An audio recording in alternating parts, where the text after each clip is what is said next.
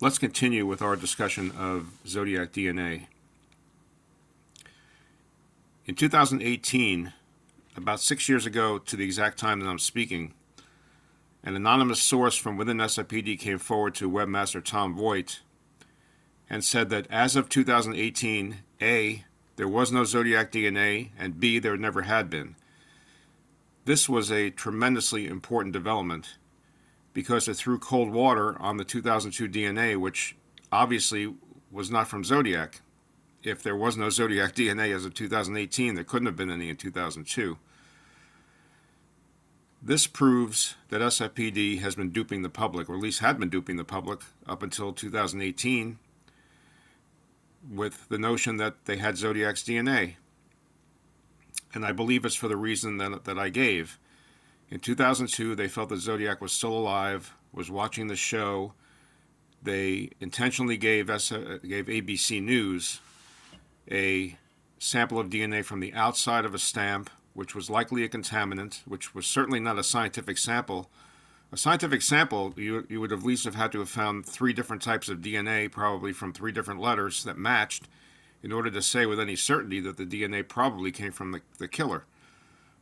So this was obviously a ruse. It was obviously a game that was being played, and they obviously threw me under the bus for no reason that night, and just, like I said, destroyed my credibility for many years to come.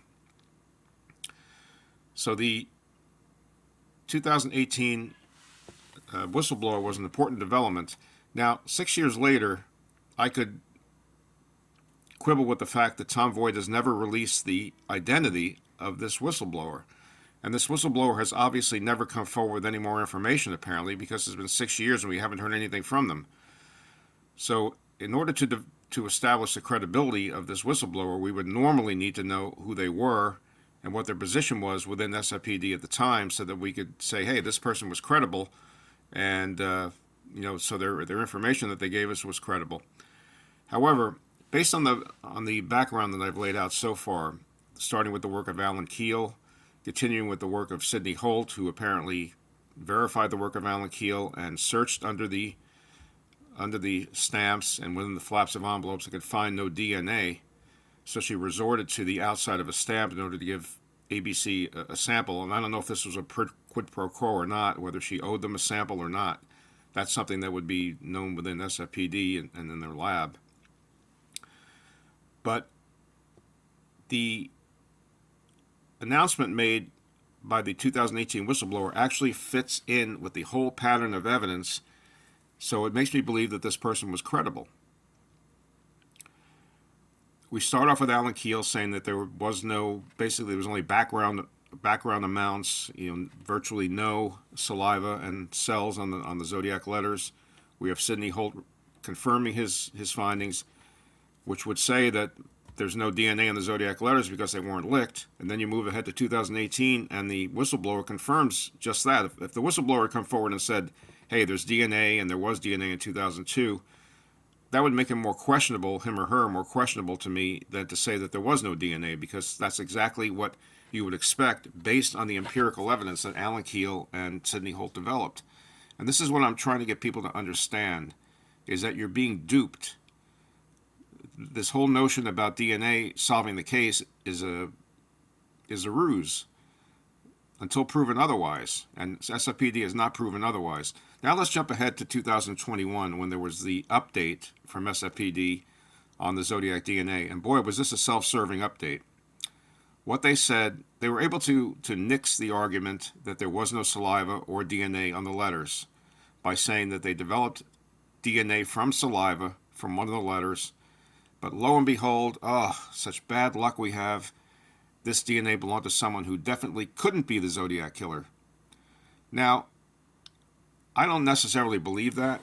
I'm very skeptical about that, because it served to potentially destroy the argument that there's no saliva or no usable saliva, whatever, no saliva from the killer on the envelopes.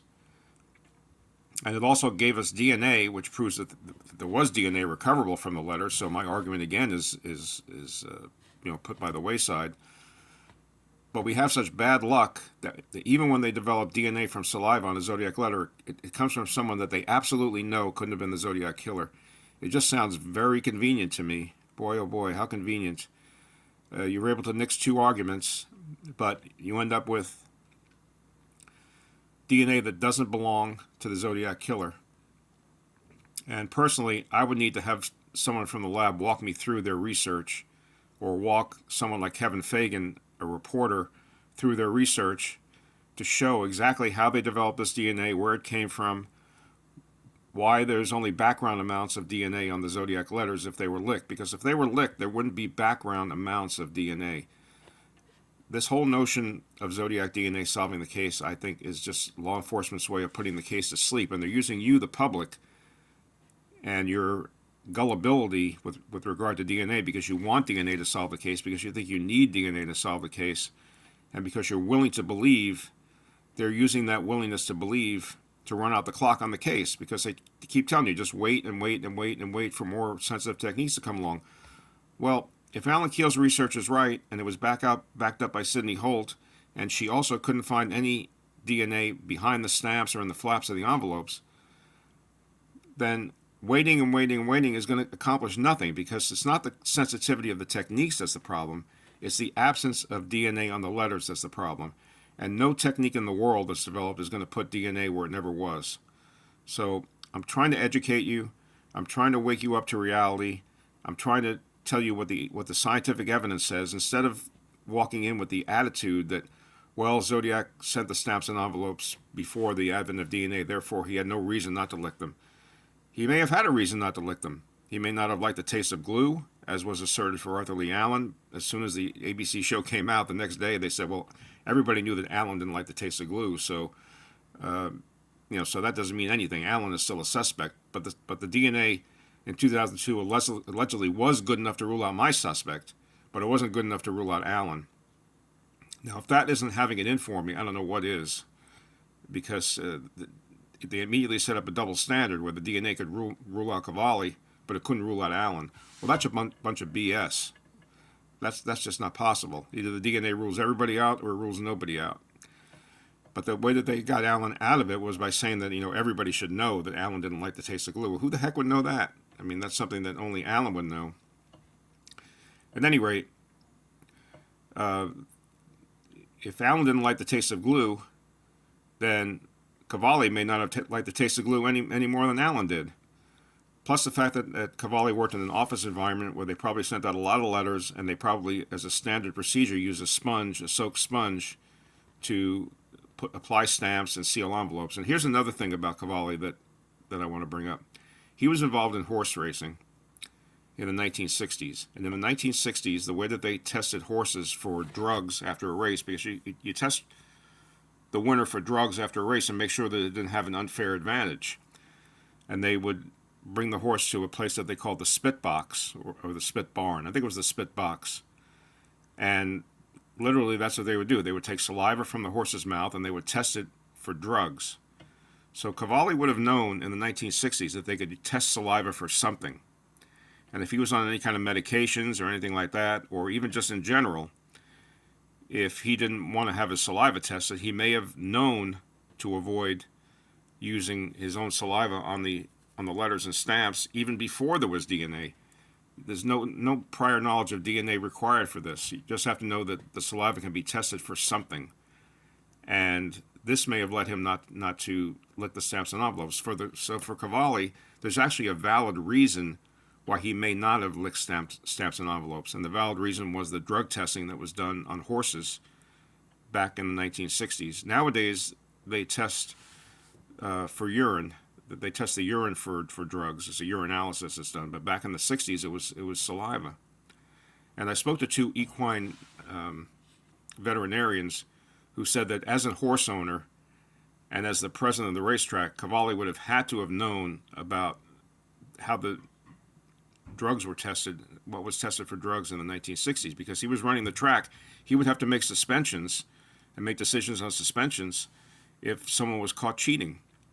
Plus, he had to know, that he couldn't cheat, and that the saliva of his racehorses would be tested too. So there's no question in my mind that Qvale knew about the testing of horses for saliva, for drugs using saliva in those days. And this may have led him not to lick the stamps and envelopes on the Zodiac letter. So I can come up with a valid reason aside from just saying, oh, everybody knew that Qvale didn't like the taste of glue. Well, who knew that? And who knew that Allen didn't like the taste of glue? It was just a ruse on the part of his supporters to keep him as a suspect when the DNA seemed to have ruled him out. And like I said, all I'm trying to do is educate you about the realities of DNA.